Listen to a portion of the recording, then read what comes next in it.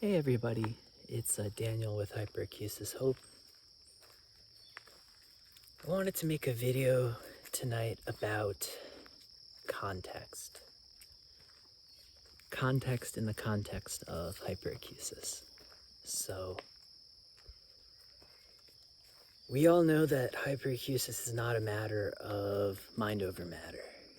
It's a very difficult, complex psychoneuroimmune condition, I think is the best way to call it, And there's peripheral sensitization, where the actual nerves in our ears and surrounding areas can become oversensitized, outside of central sensitization, which is responsible for increase in central gain, which is what makes things sound louder. That's processed in the brainstem. In any case of hyperacusis, especially when there is pain involved, you have to be very careful. That said, the context you're in matters. Right now, sun is going down, the weather's nice,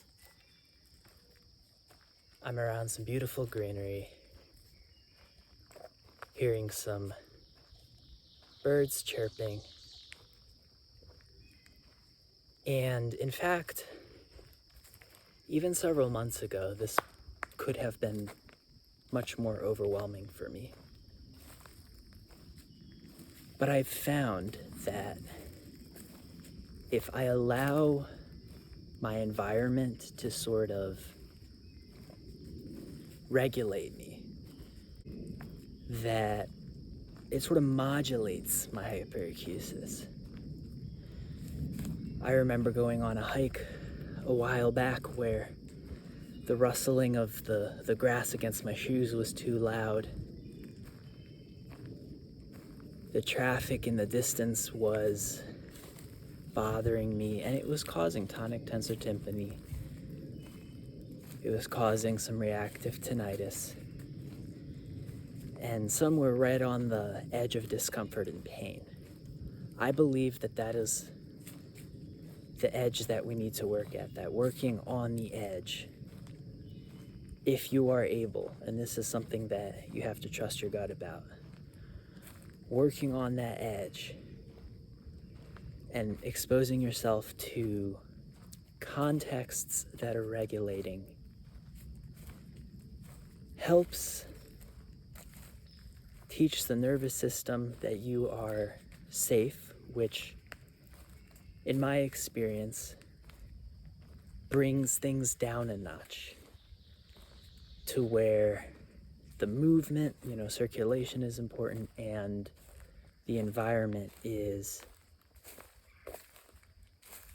kind of reminding my nervous system that it's a nervous system, because we're made to sort of hunt and gather, explore, do things with their hands. And so if I were to just sort of like step outside for no reason, my nervous system knows that. You can't fool the nervous system, it knows that I don't really have a goal, that I'm not really doing anything. And I find in those cases that the very real physical symptoms take hold more. But if I have other input coming in, that it helps. And there's something about repetition as well, where the same contexts, for me hiking, is something that my nervous system has gotten used to. The particular noises can always be something unexpected, a plane flying over. But if I continue, as long as I'm not to the point where I have reached pain, at that point it's time to put the plugs in and go back. And I'm always going to say that, not mind over matter. I've summoned a plane, it appears. But the other input seems to quite literally engage my nervous system in a way where the physical symptoms don't get to take hold as much. Even little things like, carefully with double protection, washing one dish, you know, or taking a shower, or preparing a meal. It's kind of like doing reps, you know, and those things become a little more tolerable, where the threshold to get to pain is harder to reach, which is a very good thing. Now, I do want to say that I did spend a good amount of time, almost housebound in near silence, and I needed that, you know? So if the things that I mentioned bring pain, maybe protect or don't do them yet, you know? But I do think it's important because we're wired, you know, to complete tasks.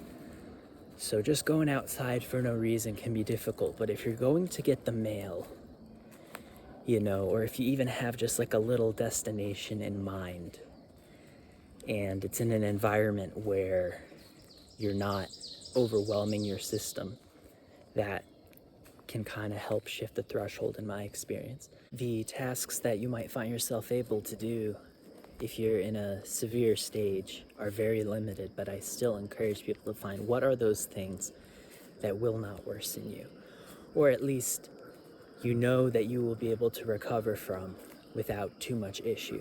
It requires a little experimentation, but I believe that that attitude has been helping me push the edges of where my physical, very real symptoms begin.